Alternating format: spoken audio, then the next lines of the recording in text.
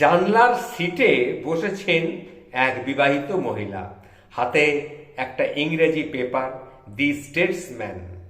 একটু অবাক হলাম, আজকাল হাতে যখন সবার মোবাইল, তখন এই মহিলার হাতে খবরের কাগজ, তাও আবার ইংরাজি পেপার। কি ব্যাপার, কি জানি বাবা, কেন এরকম দেখছি? কেমন যেন একটু লাগছিল। কে কতটা শিক্ষিত সেটা কি বাইরে থেকে কি বোঝা যায়? হলেও হতে পারে।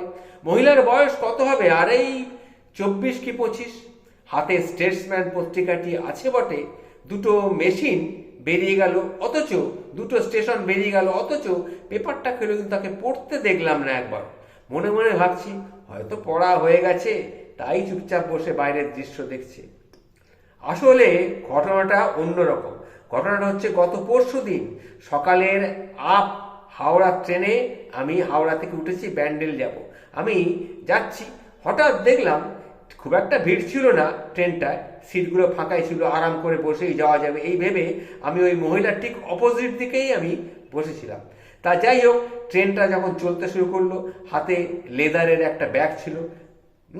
এইরকম অবস্থায় একটা ফ্রেঞ্চ কাট, দাঁড়ি, চোখে চশমা, বছর 45-এর কাছাকাছি।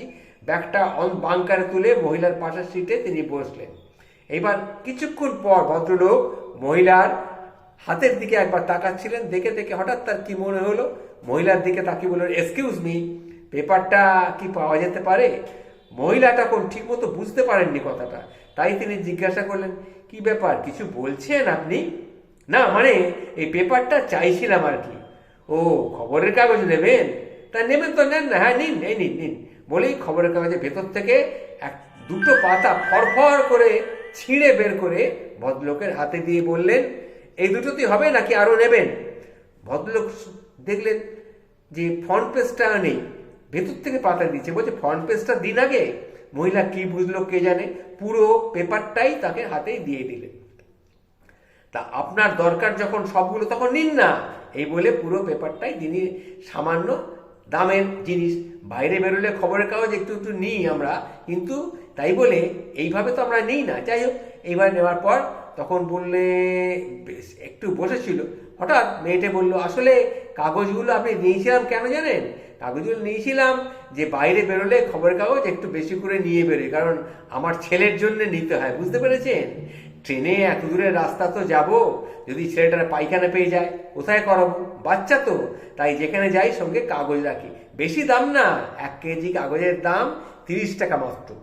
ভদ্রলোক এ কথা শুনে, ভদ্রলোক তো যা বোঝার বুঝে গেছে, আমিও শুনলাম, শুনে আমিও খুব অবাক হয়ে গেলাম। তখন ভদ্রলোক বললেন, আরে না না না না, লাগবে না লাগবে না, আমি ভাবলাম আজকের পেপার পড়বো বলে তাই চাইছিলাম, ইটস ওকে ইটস ওকে।